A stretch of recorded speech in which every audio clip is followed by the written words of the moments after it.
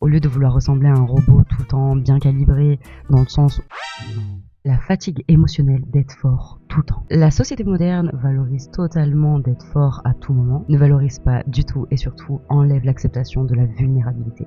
Parce que oui, être vulnérable, c'est normal. Oui, être vulnérable n'est pas un état de faiblesse. Et non, être vulnérable n'est pas une porte ouverte pour les attaques. Parce que quand on utilise bien sa vulnérabilité et qu'on en fait une force positive, automatiquement, ce qui aurait pu avant nous attaquer et nous atteindre, aujourd'hui est notre plus grande force et notre plus grande arme. On connaît tous le masque du « ça va ?» Ouais, ça va. Non, ça va pas. Et c'est ok.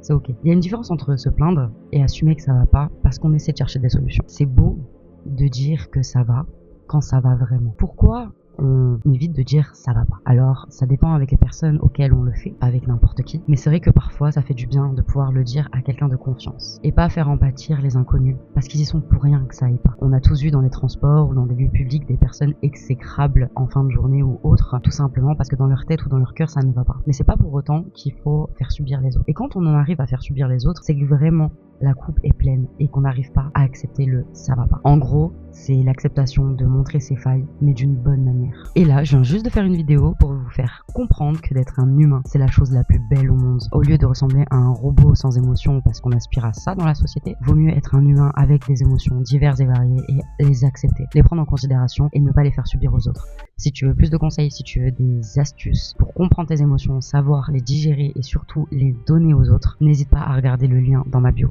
Je te laisse tranquille, je te fais des bisous et je te dis à plus. Ciao.